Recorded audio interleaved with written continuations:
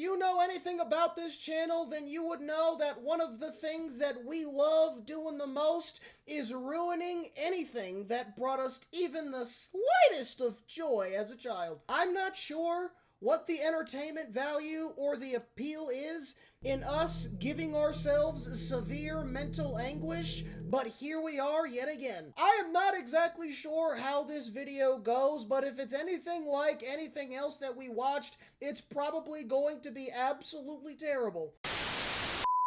iCarly, Jeanette's Nightmare, Miranda's Legacy. I would like to mention that iCarly is in fact top 10 all time. Top 10 all time, dude. You wanna talk about television? Dude. Why is it muted? Who muted it, dude? Who muted it? Explain yourselves. On the set of the most popular live-action show in Nickelodeon history, iCarly, Miranda Cosgrove and Jeanette McCurdy appeared to be great friends, and they were. I just seen, dude, the whole concept of Gibby is insane. The whole concept, because they were like, yeah, dude, let's just get some fat kid and make him take his shirt off and scream his name. Like, that was the whole point of his character. He just screams his name, he takes his shirt off and yells his name. They're like, yeah, dude, look at that guy. iCarly, Miranda Cosgrove and Jeanette McCurdy appeared to be great friends, and they were. However, Jeanette was suffering, and nobody knew about it. Jeanette was forced into acting by an abusive mother who did things you would not wish on your worst enemy, but I did know about this, right? I know she wrote that book. I know she wrote that book about, like, her mom was a piece of shit, and she was, you know what I'm saying? That's why she doesn't, like, do acting anymore. I knew that she was, like... escape, because on set she was being manipulated by a powerful Nickelodeon showrunner. Daniel, stop laughing at the director. Show some respect, Jeanette. Respect. No smiling. If you all right. Take $100 off her check. Miranda, on the other hand, was raised in a loving home with parents who worked hard to keep her emotionally secure. Without realizing it, Miranda became a part of a story far more tragic than she could have imagined, and the choices she made would change Jeanette's life forever. This is the dark side of iCarly, how one young girl thrived while the other barely survived. Jeanette's life started out as nothing short of hell on earth. This is like, there's some like deep, dark beef going on. You know what I'm saying? Like, think about that. We would watch this show, and like, we thought these were like the two greatest of buds. You know what I'm saying? And then, like, I guess behind the scenes, it's fucked. Born this in is what I'm talking about, dude. This is what I like. This is what I mean. California to a poor Mormon family, Jeanette grew up witnessing her mom, Deborah McCurdy, battle stage 4 breast cancer. After learning about her diagnosis, Deborah became a hoarder, attaching meaning and significance to even the tiniest objects. Their home quickly became suffocated by overwhelming piles of random stuff. It got so bad that Jeanette and her brothers could no longer sleep in their own bedrooms and had to resort to gymnastic mats laid on the floor in the living room. It really did not feel like a home. It felt like a place of chaos and of turmoil and turbulence. Jeanette's mother always dreamed of being an actor, so she projected her own unattainable aspirations onto her daughter, and despite her daughter being a shy and uncomfortable performer, she was clearly a promising young talent, making this happens a lot, where, like, parents try to live is that the word? Vicariously? Did I use that right? Who cares? Vicariously through their kids? Right? They do it with, right, like the acting. Some parents do it with, like, sports. You know what I'm saying? Like, they really thought that they would make the fucking NFL, dude. But, you know, they ruptured their Achilles in high school, in math class, horsing around with, you know, Chester or some shit. You know what I'm saying? So then they forced their son, Butch, to, like, go through this NFL regimen when he's 7. You know what I'm saying? Like, they try to breed them into these, like, you know, successful professionals of whatever, dude. You know what I'm saying? They didn't make it, and so they try to, like, you know what I mean? Let their kid make it. Appearances on Mad All too- TV, all too CSI, common. Malcolm in the Middle, and Law & Order. Deborah's need for control went beyond strict parenting and managing her daughter's acting career. It was an all-consuming obsession that dictated every facet of Jeanette's existence. She would shower Jeanette for her until she was 11, oftentimes putting Jeanette and her 16-year-old brother in the shower together. She shaved her legs for her and performed routine breast and vaginal exams on Jeanette to check her for cancer. Her mom even taught her how to restrict her calories in an attempt to delay puberty and appear younger to land more jobs, essentially encouraging Jeanette to become anorexic. So she's a psychopath. She's a freak, dude. Now, I didn't read the book. I knew the book existed. I didn't read the book. So I didn't know the details, dude. But, like, this is fucked. This is bad. Why are you checking for cancer? Are you a doctor, ma'am? Like, what are you doing? If there was a way that I could stop the boobies from coming in, and she told me, well, there's a thing called calorie restriction. Wow. And it became our sort of secret and our code and something Is that Willow Smith? Well, there's a thing called calorie restriction. Is that Willow Smith making a cameo? Shout out Willow Smith, dude. And it became our sort of Unless secret I'm and just so dumb, and that's a completely different person, dude. our code and something that, as disturbing as it is, really bonded us. Right. It was our thing. Yep. No one else got this thing. We got this thing. I can look at you from across the room and know you got me and I got you. And we were just in the disease, in the sickness. But there was a connection that the sickness created that I, of course, couldn't see at the time. Her favorite foods soon became sugar-free popsicles, applesauce, and unsweetened iced tea, and her dinners often consisted of iceberg lettuce with dressing spray and ripped up pieces of low-calorie bologna. This also made for a confusing dynamic, as Jeanette's character on iCarly was obsessed with food, constantly indulging in binge eating, which to her almost felt like a mockery of her real life. But again, nobody knew what Jeanette's mother was doing to her. Not only was she a malnourished child, but she also dealt with the same stresses of adult actors on set. It's a good question. I remember I would cry on several occasions when it just felt like it really got to be too much, and I'd tell my mom, I don't want to do this anymore. But she would either say, like, Net, you don't mean that, or she'd say, well, we need this. So there were kind of two different arguments that she would hit me back with, and then I'd feel guilty. And, you know, would keep doing it. Which is why when she landed the role of Sam Puckett on iCarly at age 14, she thought it would be a breakthrough moment. Everything's going... Have they, like... So I know some states, right? We're going to get a little... Right? A little nerdy here, right? I know that in some places, they have actual laws here, right? Where it's like... You know what I'm saying? They got actual laws for, like, child actors and shit. Have they done that everywhere yet? Is that, like, a nationwide thing yet? Or is that just, you know what I mean, like, California or some shit? You know what I'm saying? Because this is bad, dude. And, like,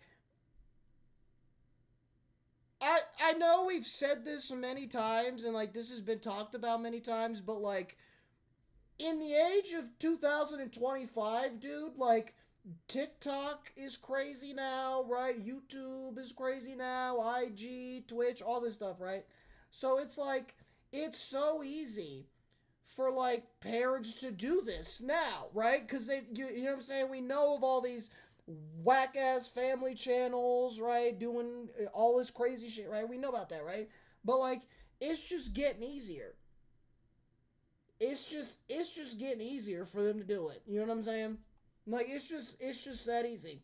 Going to be better. Mom will finally be happy. Her dream has come true. Unfortunately, iCarly was not going to be the saving grace that Jeanette had hoped for. But the one bright spot was the close friendship she formed with her co-star, Miranda Cosgrove. Unlike Jeanette, Miranda's parents never intended to force their child Were they into friends in real life? I hope they were friends in real life, dude. I really do. I really do. Far too often right? You got dynamic duos that despise each other in real life, dude.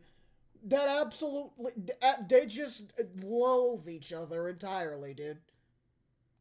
Entertainment industry. An agent discovered Cosgrove at a Los Angeles food festival with her parents. Her mother, Chris, inspected the business card but remained hesitant. Dude, her dad's genes put up not one single fight, dude. Are you kidding me? To put her child in front of the camera. So Didn't they started even off try. slow, first getting her appearances in Burger King commercials and then occasionally Burger King! auditioning for theater and television roles. However, Miranda's life drastically changed after securing her film debut in the comedy School of Rock. The film stars Jack Black as Dewey Finn, a down-on-his-luck musician who poses as a substitute teacher at a prestigious prep school. Look at Jack Black. He's from there. Now he's playing Steve in Minecraft. Look at the full one. And he like look at him now. And look at him in the damn Minecraft movie, dude. Dude. He then discovers his students are I'm musically gonna say it, but he aged insane. talented and not in a good secretly way. turns them into a rock band to compete in the Battle of the Bands. Cosgrove plays the role of Summer Hathaway, the hilariously uptight and naive band manager. What's the matter? You want me to be a groupie? Well, groupie's an important job. I research groupies on the internet. They're sluts. They sleep with a band. School of Rock was unanimous. Excuse me? Is this not a Disney movie? Or am I just... Did I hear that right? Miranda? Search groupies on the internet. They're sluts. They sleep with a band. Miranda! I am baffled to hear the words coming out of your mouth right now. The hell? And before you ask, no, I've never seen this movie. No. Yes, I know, dude. No, I've never seen this movie. I've never seen this movie. School of Rock was unanimously loved by fans and critics, grossing over $131 million at the worldwide box office. Miranda performed the role of a bossy yet charmingly smug child so well that it made her the obvious choice for the role of Megan Parker in the legendary Nickelodeon teen sitcom. Goated. Now you want to talk about top 5? Now we can get into the top 5 GOAT debate, dude. Let's fucking go. Drake and Josh? Yes, sir. Drake and Josh. Let's go. But Miranda didn't even understand how massive this opportunity was. When I really understood I was acting, since I did it from the time I was so little, I never thought of it as a job, and I didn't realize that everybody didn't do it. Miranda was so innocent, not even knowing she was working, compared to Jeanette, who became painfully aware of her reality as her mother taught her how to starve herself to secure more acting roles to pay the bills. It's shocking to learn of Miranda's innocence, considering her character on Drake and Josh was borderline evil. Drake and Josh aired on Nickelodeon from 2004 to 2007 and follows two teenage boys who become stepbrothers after Damn, it seemed like much longer than that, dude. 3 years? That's it? from 2004 to 2007 and follows two teenage boys who become stepbrothers after their parents get married. The two boys could not be more opposite. However, they would bond in fear of their cunning and mischievous little sister, Megan. Megan takes great pleasure in tormenting her older brothers. What makes you think that This is like you guys and me, dude. Every single one of you, dude. One of you freaks. One of you freaks down here, dude. You take pride and joy and sickening pleasure bothering me, okay? Tormenting me. I would have the baby? Because you're a devious, twisted little girl. Why, thank you, Drake. While she appears sweet and innocent to adults, she is secretly always plotting elaborate schemes to outsmart Drake and Josh. No way. You just hustled me. No, I didn't. I just pretended to be bad so that you'd bet me, and then I stopped being bad and I took your money. That's hustling. There's a word for it? Cool.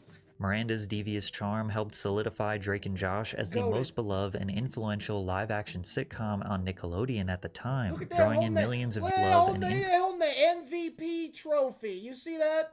They holding the championship trophy right there, dude. influential live-action The goats. sitcom Let's on talk about it. Nickelodeon at the time, drawing in millions of viewers per episode, peaking at 5.8 million viewers for its highest-rated special. Miranda's parents were wary of the impact that fame could have on their daughter, so they did everything they could to maintain a normal lifestyle, such as choosing to still live in the house where Miranda was born, and her father continuing to work every day at his dry cleaning business. Her parents also tried to keep Miranda in public school. In elementary school, I just remember thinking, wow, I'm popular. All of a sudden, I don't think I was thinking about it too much. And I remember like the kid that I had a crush on who didn't know I existed all of a sudden talked to me. Like it was, I think I just thought things were coming up roses. However, by the time Dude, that's what I'm saying. Like, think about the Rizzler, right? Like, the Rizzler is. You think the Rizzler's still going to, like, public school, dude? Like, do you think he still sits in homeroom class, like, at his desk? He's got his little name tag.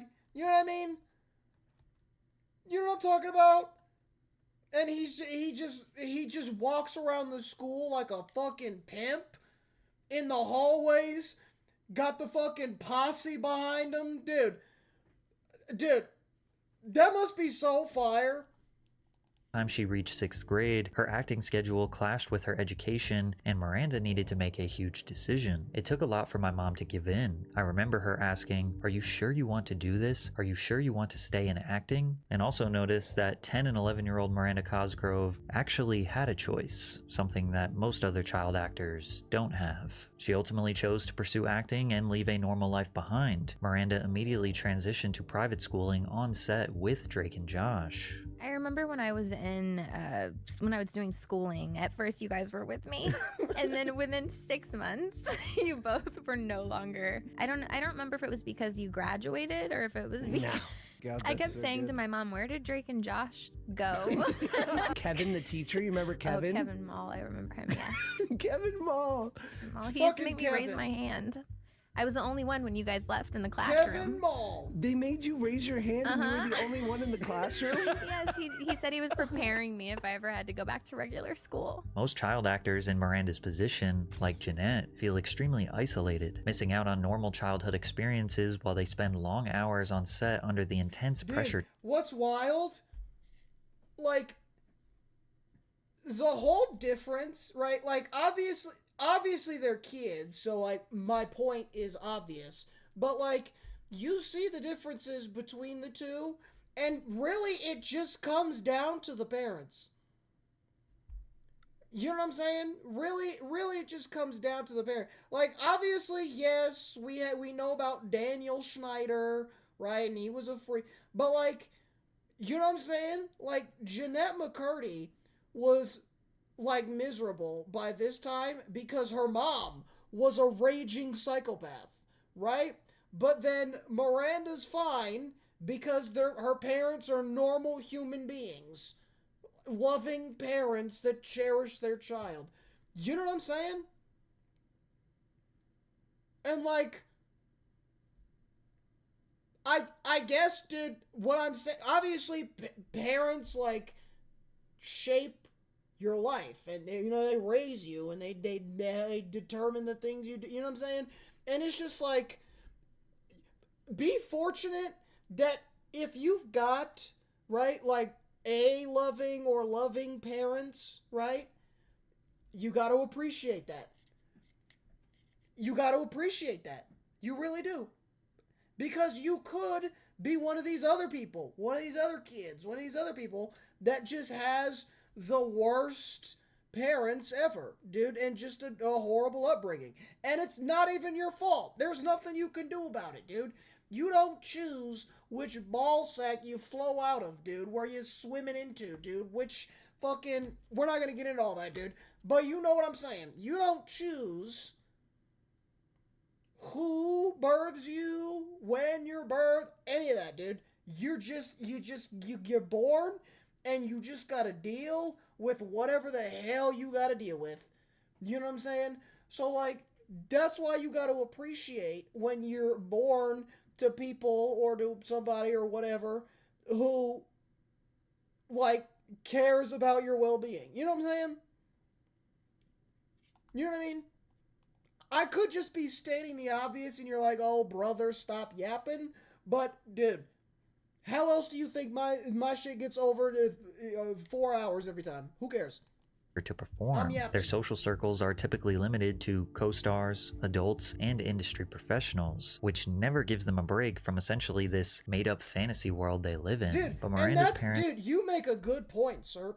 You make a good point, dude. Right? When you watch, when you're a kid and you watch, right? And you're like, dude, I would love to be a fucking actor, dude. I would love to be on, you know, Nickelodeon, Disney, you know what I'm saying? Love to be on this show. But then you hear all of these, like, horror stories. You know what I'm saying? You hear all these horror stories of people with horrible parents, and there's horrible, freaky directors that you gotta fucking deal with, and weird, creepy people, you know what I'm saying? And it's like, dude, like, child acting seemed cool on the outside, and I'm sure it was cool for a lot of people, but for a lot of people it was also very uncool. You know what I'm saying? And, right, it's just like a regular job. You know what I'm saying? You either have a cool job and it's great and you love it, or you have some shitty-ass job and you hate it and you're miserable. Right? And, like, when you grow up, you realize, yeah, acting is just a job. Obviously, you get famous, and, you know, you could get famous and rich and all this great, right? But that's, like, a very, very small amount of people who do acting. You know what I'm saying? You know what I mean? Like, how many people do you think tried out an audition to be iCarly, right? And it's just Miranda that it, you know what I'm saying? It's like any other job. Not everybody can be the fucking CEO. Not everybody gets to be the damn whoever, dude. Some people are, you know, lower. Right? But you think it's like the coolest fucking thing ever. And it's really just a damn job at the end of the day. Made key decisions that set her on a much different path than Jeanette. The California Labor Code, Section 1308.5, requires that a parent or legal guardian be present at all times. This is what I was saying! A minor is working in the entertainment industry. Since Miranda's mom was always hovering around her on set, she kept her in check. In one instance, Miranda unintentionally ignored someone leaving her dressing room, and her mother made sure she acknowledged their presence and said goodbye. Miranda, Chris said sharply, someone said goodbye to you. Cosgrove stopped short and turned around. Oh, I'm so sorry, she said earnestly. Goodbye. It was nice to meet you. It may seem small, but enforcing normal social rules and instilling discipline into a child who could have easily turned into a diva is likely what helped Miranda become so normal. I actually do cuss a little. Do you? Also, yeah. What's your favorite curse word? Probably Drake and Josh ended when Miranda was just 14 years old, with plenty of years ahead of her and obvious star power as a... You know, I'm glad that fuck is her favorite cuss word. Because that could have gone in a whole other different direction. And we know what direction that could have fucking gone. You know, she could have very just easily screamed it so incredibly loud into the mic that the hard R just resonates in your brain, dude. Oh my god, that could have gone in a whole different direction, dude.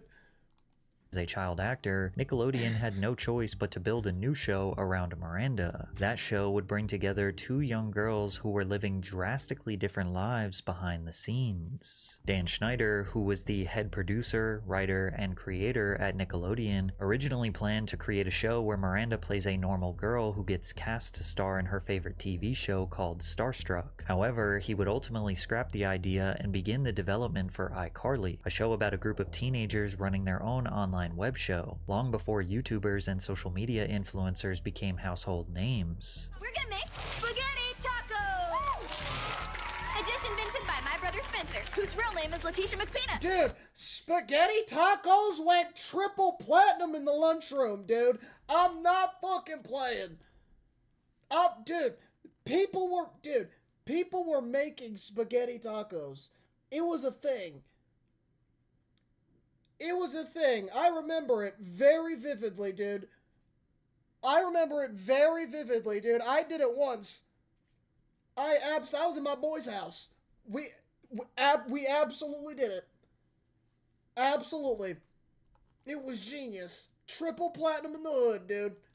iCarly was way ahead of its time because it predicted the rise of online entertainment and showed how young people could build an audience outside of traditional media platforms. iCarly also had a real website where... Look at where we're at now, dude. We got my dumb ass up here just babbling on like a fucking idiot. You guys sit here and torment me and bully me all damn day, dude. Look at the world's... Look at where the world's come to. iCarly and Sam, they were having a great time. They were on their show. They were goofing off, having a blast, dude. Everybody in the school loved their shit. Everybody on the internet loved their... They had one hater. They had one single hater, dude. His name was Papperman. Sounds like somebody's username now, so I'm not shocked, dude. Right? They had one single hater, dude. Right? And you guys just despise me. Every single one of you. Every single one of you just has a burning just anger towards my existence. For whatever reason, dude. It's the complete opposite, dude. How did we get here? How did we get to this point, dude? They asked fans to submit content and participate in challenges. The show's humor, quirky characters, and fast-paced storytelling feels like you are watching a kids-oriented YouTube channel or a Twitch show, except with an unreasonable amount of foot jokes. And this week we found the biggest weirdo yet. There he is, peeling a banana while he waits for the bus. Now, you think he's gonna eat the banana, right? Well, think again! Yep. There he goes. Doing the peel. What a freak. And that's why the new champion of Who's That Weirdo in My Neighborhood is... Crazy Fruit Dude! Miranda portrayed a character... Dude, do you want to hear about my experience at a bus stop? You want to hear about my experience at a bus stop? This is a real story, by the way. This is a real story, by the way. Okay? One morning, okay, one nice... breezy, cool, morning. It was like a Tuesday or something, right? It was like a Wednesday or something, right? Nice, beautiful morning, 7 o'clock in the morning, right? I'm on my way to work. Right? The same route I go every morning. I'm going to the same bus stop I go to every morning, right? Right? There's a lady. I can see her, right? Before I cross the street, I can see her. She's at the bus. She's just standing there, right? She's just chilling, waiting for the bus, right? So I cross the street. I walk up to the bus stop, and I'm standing there, right? I'm just standing at the bus stop, right? I'm not kidding. She looks at me, and she goes... And then she left. She just literally turned and just started walking down the street. Hello? What the fuck did I do, lady? I'm just trying to mind my own business, trying to get my ass to work, dude. What the fuck did I do? I'm still so mad. I'm still so mad. Cause what the fuck? I still don't know what the fuck I did. The hell, dude? That was similar to her real-life personality. Sweet, wholesome, and silly. Jeanette's character, Sam, almost hit a little too close to home. Sam Puckett was known for her tough, no-nonsense attitude, sarcastic humor, and rebellious spirit. I got kicked out of the cafeteria for slapping Gibby with a piece of pizza. Why did you slap Gibby with a piece of pizza? I found it on the floor. I wasn't gonna eat it. However, the writers included a darker side to Sam, making her one of the most complex characters on the show. She can definitely be seen as problematic and borderline toxic at times, frequently resorting to physical violence, which could make her seem like a straight-up bully. I don't see a car, all I hear... Speaking of the devil, Devil Papperman himself. It's a lot of prattle, and She can also be manipulative, pressuring Carly. There's a bunch of There's a bunch of little Neville Pappermans running around on the fucking internet right now, dude. Right now.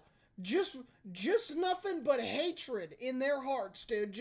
They're just running around wreaking havoc in comment sections, dude. Just nothing but a bunch of Nevilles running around, dude. That's crazy how much iCarly really predicted. That is insane, dude.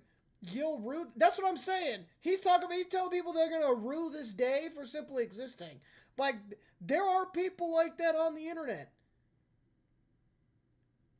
There are people like that on the internet, right? Like, you can see some innocent video, and it's like, yeah, dude, come watch me remodel my bathroom.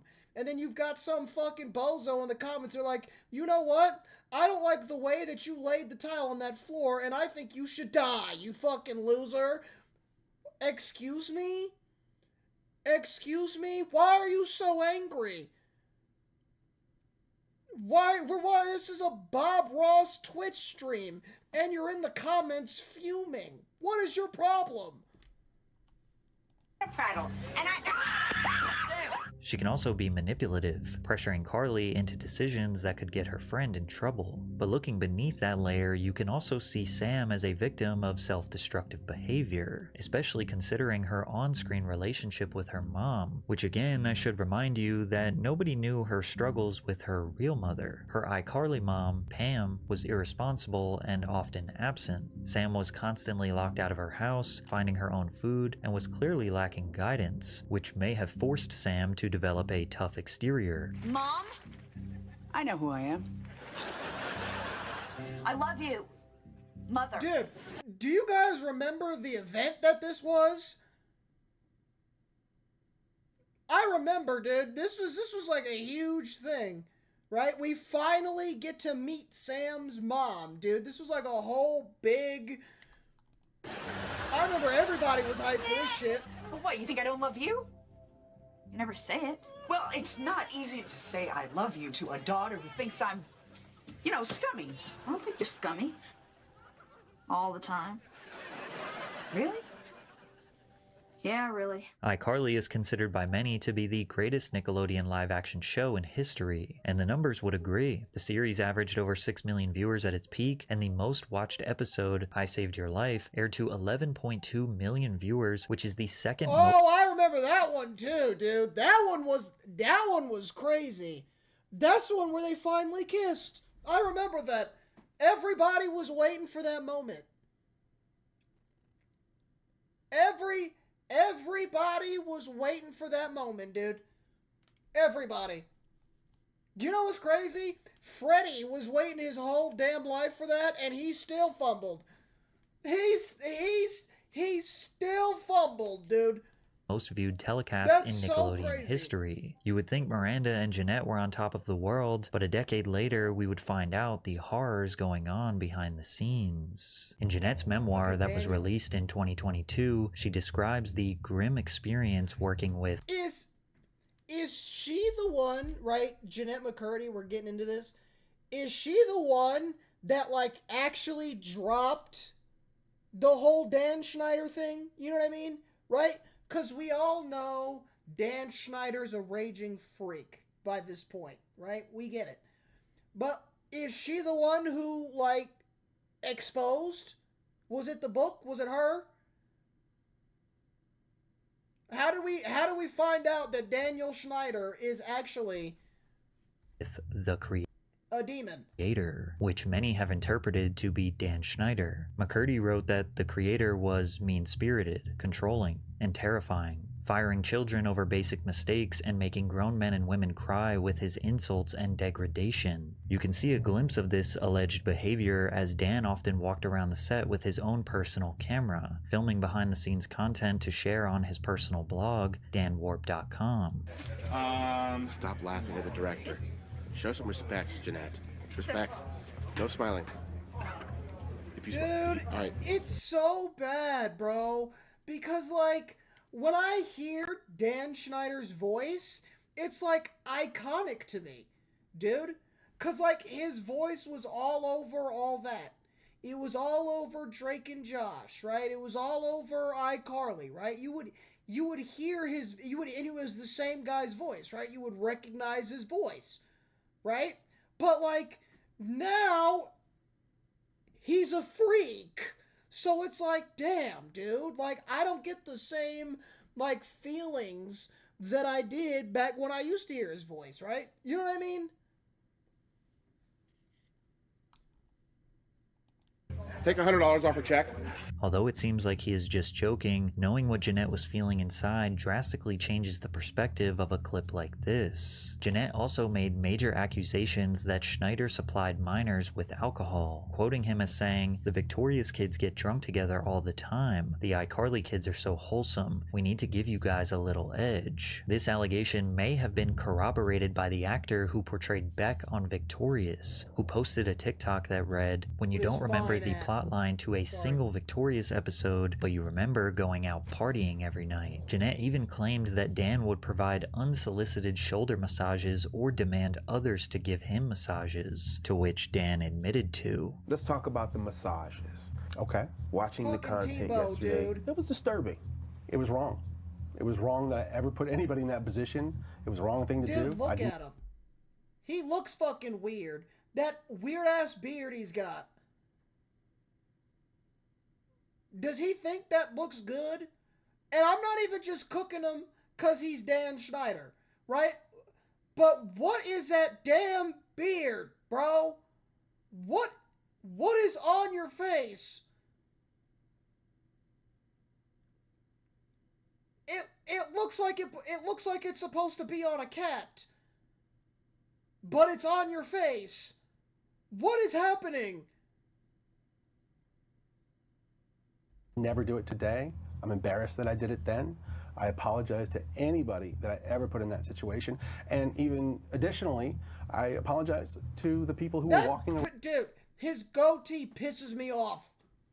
That just throw that onto everything else he's done too. Dude. Around Video Village or wherever they happened, because there were lots of people there who witnessed it who also may have felt uncomfortable. So I owe them an apology as well. Looking back on some of the behind-the-scenes content with new context, many perceive Dan to be too handsy and touchy. Look at how Miranda steps away from Dan and he proceeds to make his way around her back and hugs her from behind as she seemingly freezes up. However, still to this day, Miranda has never spoken out against Dan Schneider, so we don't know if she truly had any traumatic experiences working under him. However, we do know that iCarly was the foundation of Miranda and Jeanette's friendship, even though Jeanette's mother tried everything she could to prevent How it. do I get one of them Jeanette's squirrels, bro? One of these. Right on my coffee table, dude. Friendship, even though Jeanette's mother tried everything she could to prevent it. Jeanette writes, "On set, Miranda said cuss words like shit and ass, and she took the Lord's name in vain at least 50 times a day. Mom warned me not to get That's too close funny. to Miranda because she..." That's funny as fuck. That's funny as fuck. She was running around screaming, "God damn it!" Nah, that's funny as hell, bro. That's funny as hell, dude. Miranda walking around saying, "What the fuck?" Dude, that's funny. That's funny. Doesn't believe in God. Jeanette explained The bottle bot was hard too. I agree. how her mother skewed her view of female friendships since she would cast them in a negative light. My mom was always saying, men will never really know you and they'll hurt you, but women will know you deeply and then they'll hurt you. You tell me which is worse. As a result, Jeanette was cautious around other girls, but by now she was a teenager, and even her mother's manipulative tactics couldn't prevent her from getting close with Miranda. Miranda and I spent hours talking every day. Even though in person Miranda seemed shy and quiet, she had a distinct and hilarious personality through her written words. So many of the things she said made me laugh. Her way of observing things, people, habits, human nature. I loved her, and I was so excited we were becoming friends. Jeanette kept the dark reality of her home life a secret. She hid it from Miranda, and from everyone. So the fact that her and Miranda truly became friends eliminated the idea that it could have been out of pity. It was genuine. my best friend is Jeanette McCurdy, who was on iCarly with me, and we live really close to each other, and we have sleepovers all the time, and like I literally see her like every other day. I'm very grateful for that friendship. It did provide me a lot of comfort in those really challenging years. My relationship with Miranda was hugely healing to my concept of women. Jeanette's time spent with Miranda provided some much-needed relief from her chaotic personal life. Sadly, it was only temporary, as their journeys were about to go in very different directions after the end of iCarly. The atmosphere literally couldn't be better. It's like one huge family. We all get along great. I can't think of any group of people that I'd rather get to see every day. And even though I'll see them all the time, knowing that I won't see everybody every day anymore is awful. At the height of her fame, Miranda earned $180,000 per episode of iCarly, and she was going to use that money to fund her next venture. Jeanette, on the other hand, doesn't know what happened to the money. Did you get to keep this money, or did all the... I'm curious about like the dynamic of how that worked. Well, there's a thing called the Coogan account that actually takes, or is supposed to take 15% of your money off the top and kind of put it into the child's account so that they can have at least 15% of their money by the time they're 18, and the rest of the money is kind of up for grabs. Got these papers that were saying that like the Coogan account information was never properly filed. I got that in my 20s, so that was kind of a little bit of a shock because I really have no idea kind of what was happening, and you know, my mom was in control of everything. So I don't think I ever saw the Coogan account money. So she just scammed the fuck out of her. Additionally, Miranda released chart-topping music, performed concerts nationwide, and received several major brand deals. Cosgrove got to reap all of the benefits of being a child star, seemingly without being exposed to the horrors that come with it. And that's largely due to her parents refusing to fall victim to the complexities of raising a famous kid. After iCarly ended its 6th season, Miranda decided not to pursue a full-time Hollywood career. Instead of securing more mature roles and trying to prove herself in the industry, she decided to use her acting money to pay for college. I don't know. I'm pretty sure I'm probably gonna still be living with my parents for a while because I want to go to USC really bad. So, oh, you do? Yeah, and it's not far from where I live. Okay. USC. And why do you want to go Why to college? Why the fuck does everyone want to go to USC? What's so great about USC? Pretty very wealthy, and I see no reason to get an education. It's just how I look at it. My dad went to USC, so he wants me to go there really bad. Did your dad have a hit show on Nickelodeon when he was a kid? Yeah. No. Is your dad rich as fuck with a bust down? Don't think so, Miranda. That's you. No. Does your dad have immense aura? Don't think so. Miranda. And what do you want to study when you go there? I'm not sure. I was thinking film. That's what I'm really all interested right. in. Okay. Well, it all fits in the whole Yeah, deal. they have a good film department too. Miranda did end up attending the University of Southern California, where she switched majors several times before landing on psychology. She even admitted that her fame helped her make new friends on campus, but her fame also made her a target, as she had multiple stalkers who got dangerously close to her. I'm so A crazy fan certain. named Joshua Stockton alleged. Look at this fucking guy. Look at this guy, dude. I fully believe it. He absolutely was stalking her, dude. Look at him. Fucking look at him, dude. Are you kidding me? The hell? Allegedly started tracking Cosgrove's every move using. He looks like the only reason he's in college is because he's on the cross-country team. Clues from social media posts. According to TMZ, he reportedly went to her campus at USC to see her. He also sent Miranda gifts and later got upset because the packages returned unopened. He also tweeted a photo of his bandaged wrist with the caption, "Frankly, I'm tired of love, and my heart is ready to give out. Maybe I'll finish the job I started." She was granted a restraining order against the crazy fan, but then 1 year later, he violated it as he followed her on a trip to Disneyland. Joshua Stockton was given 3 years probation and will be. How big of a freak? How big of a freak do you have to be to pay money to go to Disneyland for the sole purpose of stalking somebody else, dude? Do you know how much Disneyland costs? Do you know how much Disneyland costs just to get in the damn gate? And he paid that just to stalk her. Dude, put him in Guantanamo Bay, dude. He needs to be in the middle of the ocean away from society, dude. Have you lost your fucking mind? Dude. Yeah, dude, let's go take out a second mortgage on our house so we can go fucking stalk Miranda Cosgrove. Like, what the hell is happening? Be required to complete a 1-year treatment program, including extensive psychiatric counseling. As if this wasn't scary enough, Miranda had a close call with another stalker who nearly took her life. We saw some movie, and then afterwards it was raining, and it never hardly ever rains in LA. So I was kind of like, I don't want to go back to my place, even though my place is pretty close to Arclight. Anyway, I went to my parents' house, and then I got a call at like 3 in the morning that somebody had like died at my house. And it was the weirdest thing ever because they had like caution tape up, and it was right in my front yard. And basically, I guess a guy came and he was like burying things in my backyard for like 3 days. He buried a lunchbox with like. What? He's just burying shit in the backyard? He's just fucking. I want you to imagine you come home one day. It's a long day at work, and some crackhead's in your backyard digging a hole. And he's burying a damn time capsule, dude. What the hell you mean he's burying things in your backyard? What the hell are you burying? He came and he was like burying things in my backyard for like 3 days. He buried a lunchbox with like a milk chocolate inside of it in my backyard.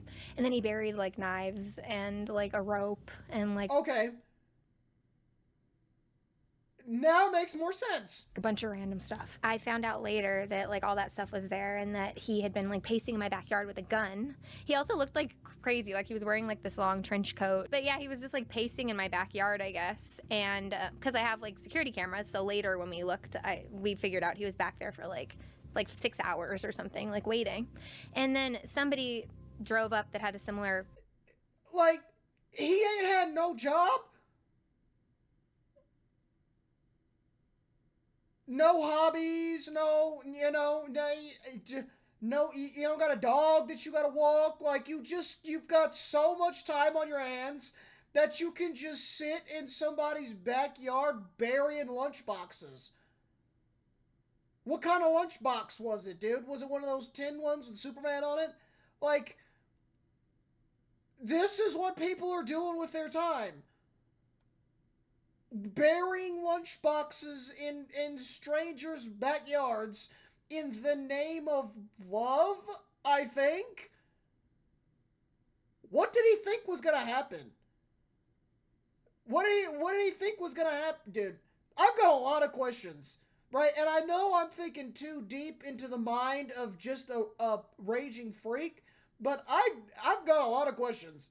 Car, like, that kind of looked like my car, and I guess he got confused and he thought that maybe it was me driving up. It's just like bad luck.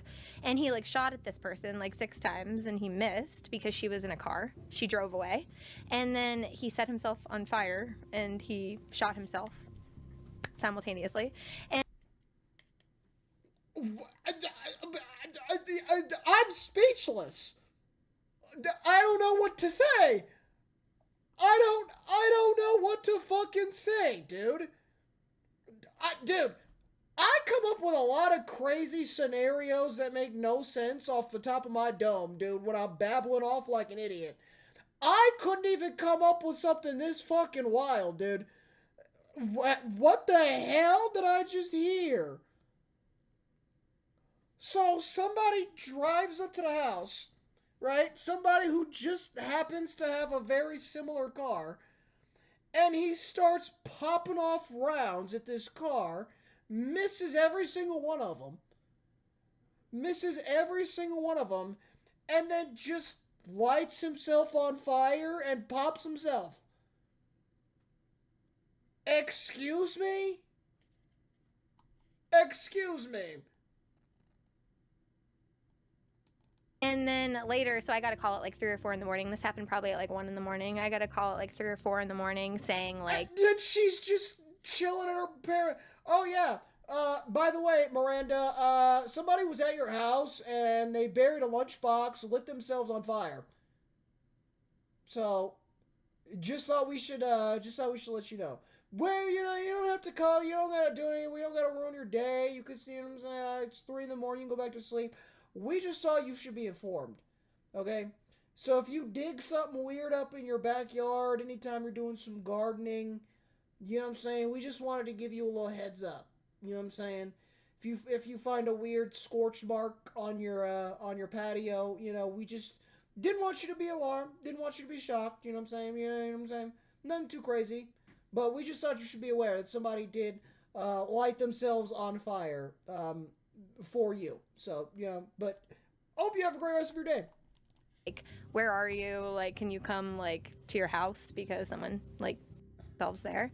And they were trying to just, like, put it all together. And they still haven't really put it all together, why it happened, or, like, what the person was doing. And then it was crazy, too. They found, like, his car, like, a few blocks away, and there was, like, blood and, like, hair in the trunk. And they were like, oh, he's probably a serial killer.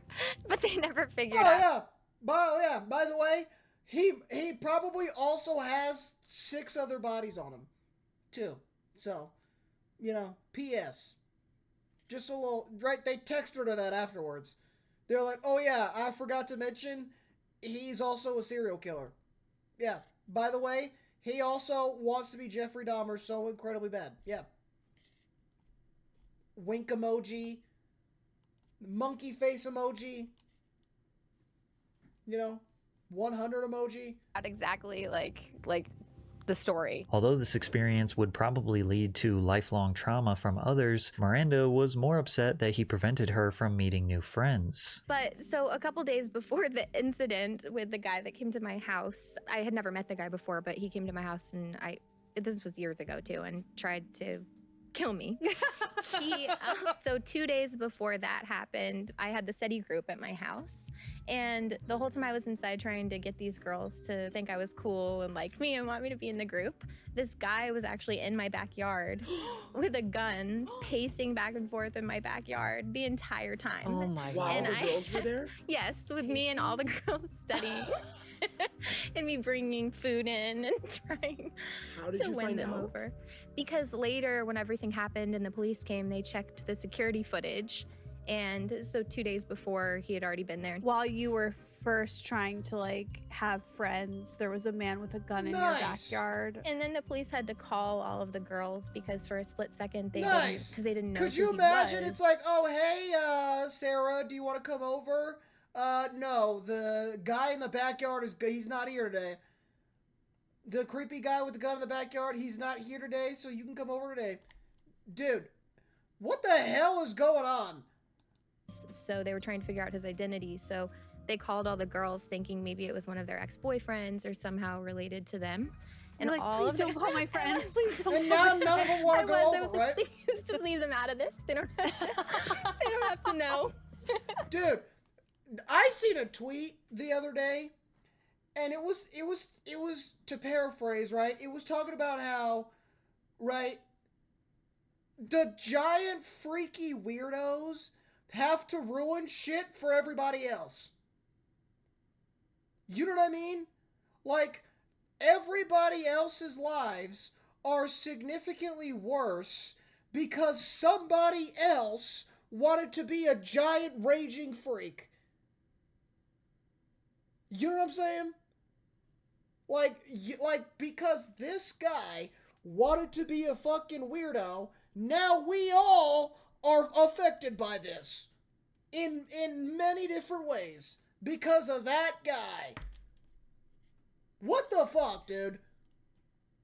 Chat, please don't be freaky weirdos and giant creepazoids, okay? I know that I advocate for villainy and felonious activities, but, dude, let's just not be fucking giant freaks, dude. Let's try doing that. Let's They don't have to be a part of this. I don't really know them anymore. They were. Well, how do you think? They're like, we went to our house once and we almost died. With the exception of the stalkers, Cosgrove regained a sense of normalcy in the real world, while McCurdy stayed trapped inside the Nickelodeon hellscape. Hey, Dan Schneider. I know you're watching my Vine. Do you like my Vine? Fine. Look what you've done to me. In August of I 2012, remember Schneider took that Vine, dude. I remember the fuck out of that. Everybody was freaking out. Everybody was freaking out. I'm a bad guy, but I'm not a monster. See, that's what we like. That's what we like, dude.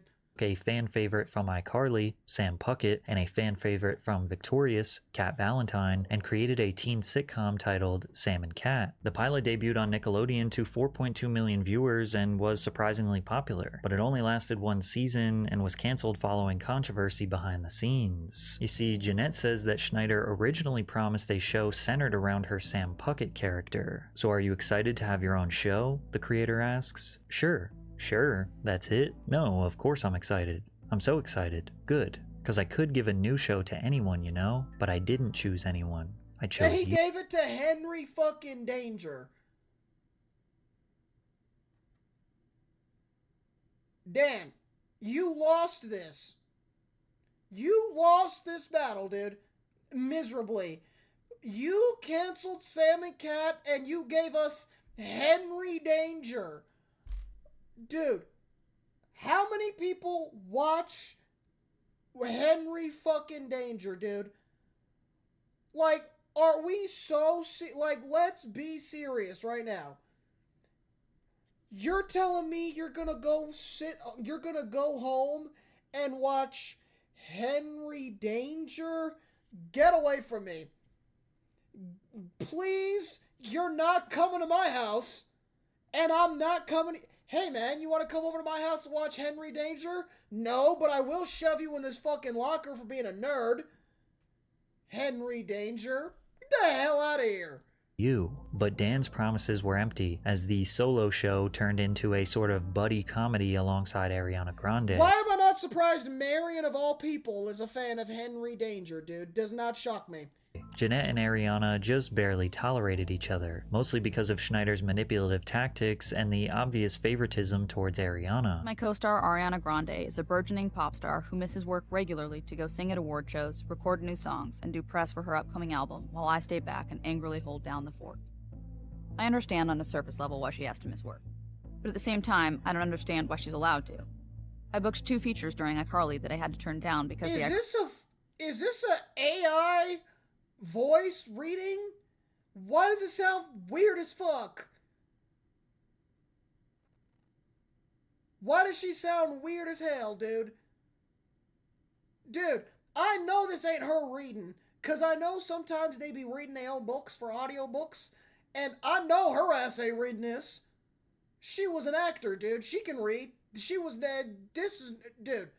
Carly team wouldn't write me out of episodes to go shoot them. Then this week happened. The week where I was told Ariana would not be here at all, and that they would write around her absence this episode by having her character be locked in a box. Are you kidding me? So I have to turn down movies while Ariana's off whistle-toning at the Billboard Music Awards? Fuck this. Ariana misses work in pursuit of her music career, while I act with a box. If I wasn't such a good sport, I wouldn't be in this predicament in the first place. I wouldn't be on this shitty show saying these shitty lines on this shitty set with this shitty hairstyle. I'm pissed about it. And I'm pissed at her. Jealous of her. It's easy to see how Jeanette built up resentment towards her co-star. Every time something exciting happens to her, I feel like she robbed me of having that experience myself. As if Jeanette's internal struggle wasn't hard enough, her mother Deborah passed away, losing her battle with breast cancer. Near the end of her life, Deborah wrote Jeanette a shocking email containing things that no mother should ever say to her child. Oh, fuck. Dear Nat. Oh, God. Here we go. I am so disappointed in you. No! Dude, what? Dude, that's the worst thing. That's the worst thing. Like, we all sit here and say that, like, we all hate to disappoint our parents, right? Like, we've all pissed our parents off. We've all annoyed our parents, right? But the one thing you never want to do is disappoint your parents, right?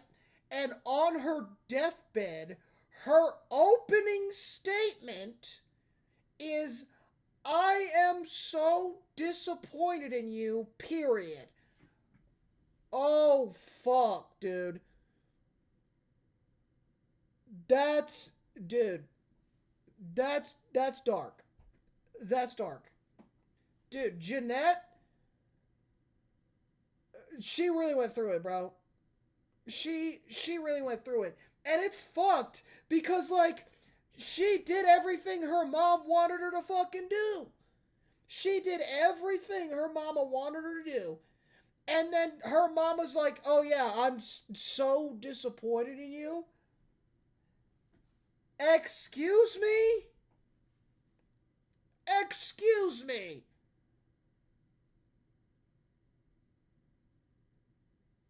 Excuse me? Dude. Now, I know it was cancer that took her ass out, and it is and always will be fuck cancer, but goddamn, she's in my fucking blood tonight, dude. Are you for real? Are you for real? You used to be my perfect little angel, but now you are nothing more than a little, all caps, floozy, all used up. And to think, you wasted it on that hideous ogre of a man. I saw the pictures on a website called The Hideous Ogre of a Man. If this is who I think it is, then she's just fucking racist. If she's talking about Andre Drummond, then she's just a raging fucking racist, dude. And that doesn't shock me. That doesn't surprise me at all, dude. That doesn't surprise me at all, dude. You wasted it on that hideous ogre. It's kind of fucked. She says ogre, and I know exactly who she's talking about, which is insane. But we know what she means. I saw the pictures on a website called TMZ. I saw you rubbing his disgusting hairy stomach. I knew you were lying about Colton. I had told her I was with a friend, Colton. Add that to the list of things you are: liar, conniving, evil. You look pudgier too. It's clear you're eating your guilt. Thinking of you, dude. I think she was so pissed, bro. Oh, dude. Oh, no. I think the black guy is what set her over the fucking edge.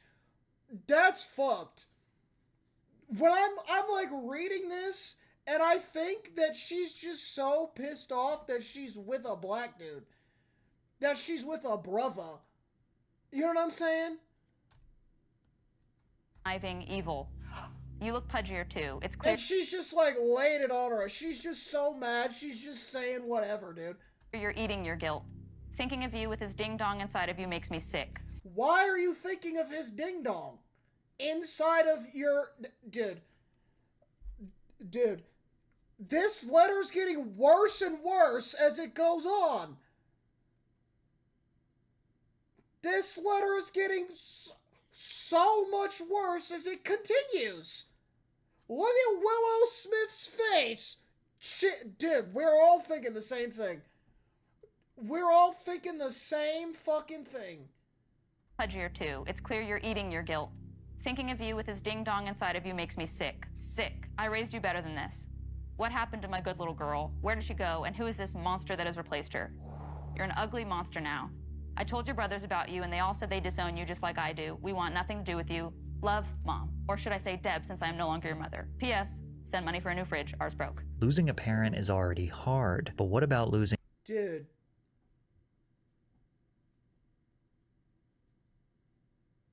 I have no words, bro. I really have no words.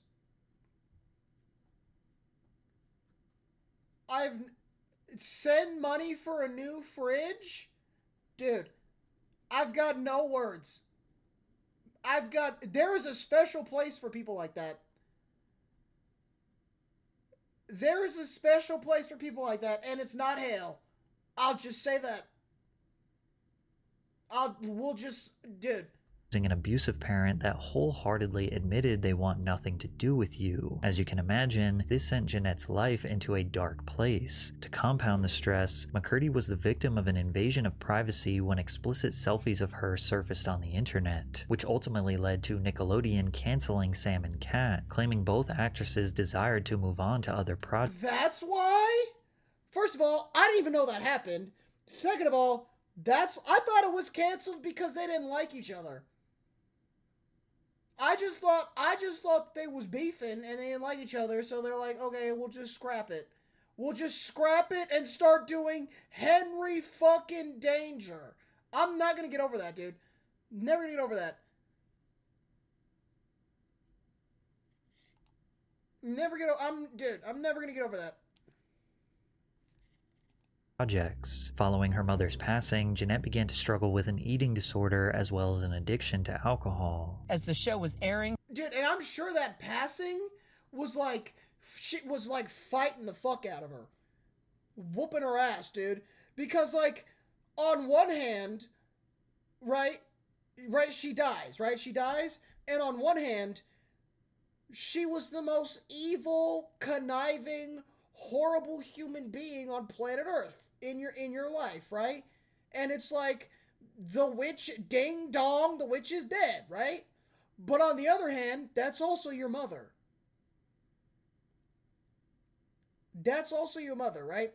And some people can separate that, right? I'm sure some people, if they were treated the same way, they can fully disown their mother and have no feelings towards them at all, or negative feelings only, or things like that, right? But for some people, that's your mom. And those feelings of you love your mom are always going to be there, right? For some people. So, I'm sure that was probably beating her ass, dude. You know what I mean? her mother died of cancer, Jeanette says her life was spinning out of control, anorexia morphing into bulimia and alcohol abuse. I was never aiming for bulimia. I was attempting to have anorexia, but I couldn't keep it up without my mom. So then that would lead to, I'd starve myself for so long, and then I'd binge, and then I'd purge because I hated the feeling of fullness. Hated it. But Jeanette remained strong. She was not going to let her trauma destroy the rest of her life. She first sought professional help for her eating disorder. I started with an eating disorder specialist, so it was very clinical, and we didn't get into trauma or childhood stuff. We didn't get into any of that, and I think I needed that. That's a generational crossover.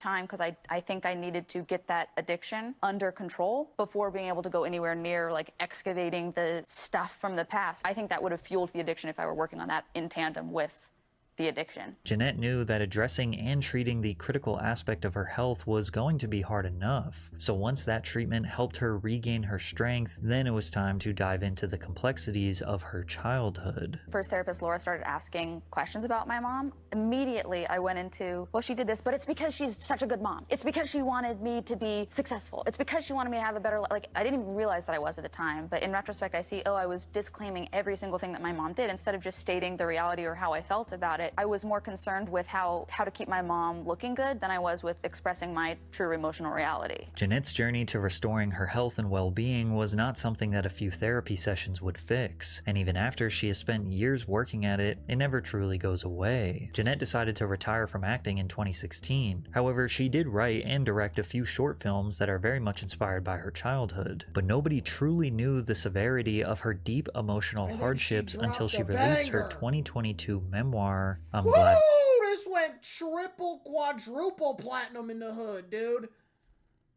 Still ain't read it, but dude, I know this book banged.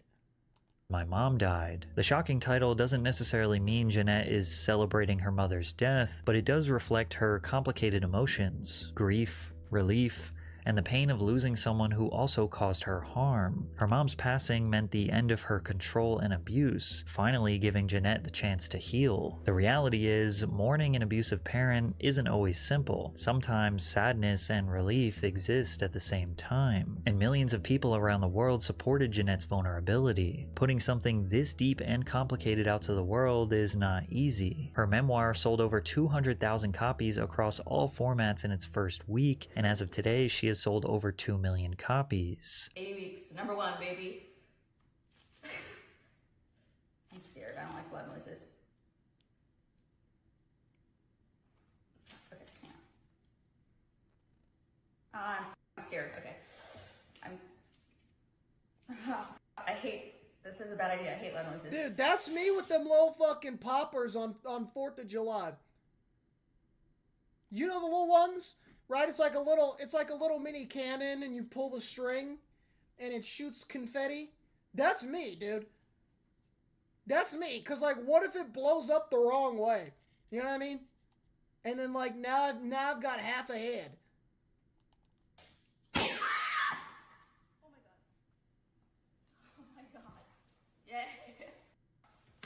Around the same time, Paramount Plus also announced the plan to make a reboot of iCarly, but many were disappointed to learn that Jeanette would not be reprising her role as Sam Puckett. How was this, by the way? Has anybody watched this? Has anybody watched this? What is the verdict? What is the verdict? Now, I know people tell you not to rely on reviews from the general public and to watch things on your own and form your own opinion. However, as we all know, I am chronically lazy and will not be doing that, and therefore will be relying on the views of the general public. So, has anybody watched this show? What is the verdict? Is it good or does it suck? Or is it just mid? How do we feel?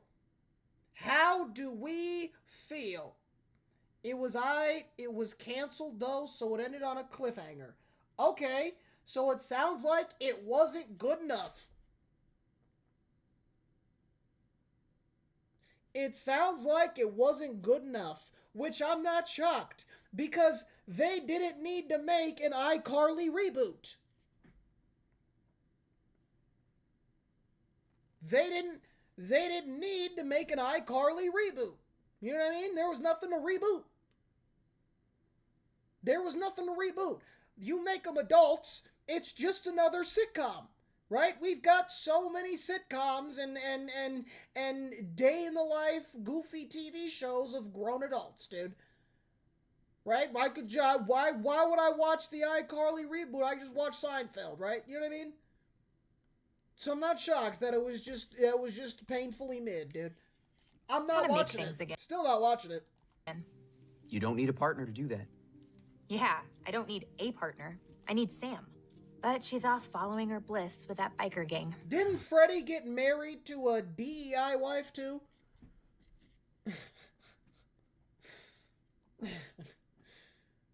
Did they make this show woke as fuck?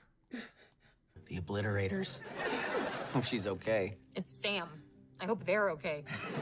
When Jeanette said she was done with acting definitively and the baggage that came with it, she meant it, but her castmates respected her decision.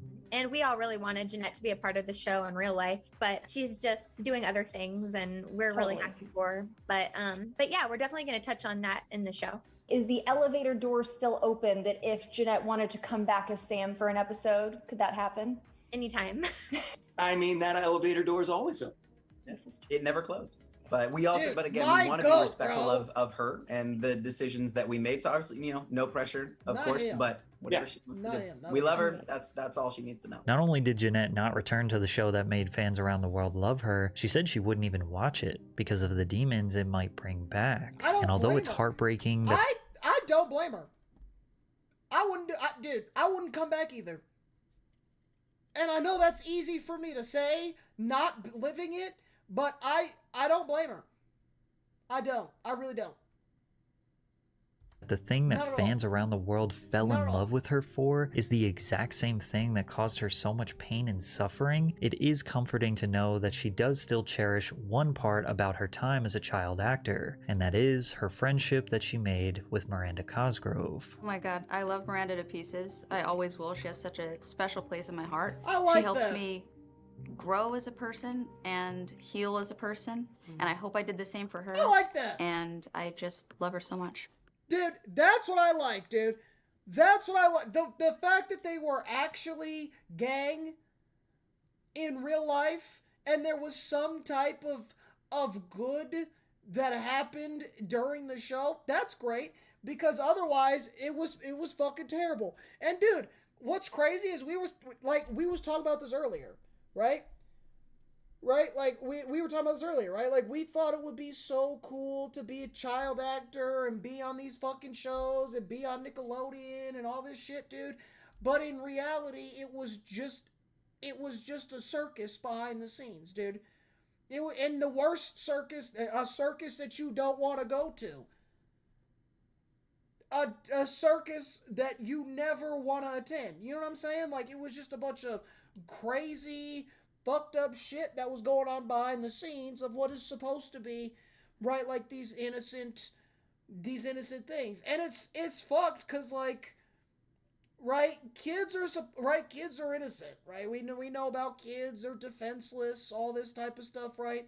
And so just like the fact that this shit happens so frequently on kid shows just because it's so easy for grown adults to be fucking free. It's just fucked, dude. There's stalkers, the lighting themselves on fire. I think the message of this is that unfortunately, some of the biggest freak shows in the entire world who are not you can still make your life so much more terrible and make the world such a worse place just because they personally decide to be raging freaks and giant creeps, dude. And I think that's just absolutely terrible.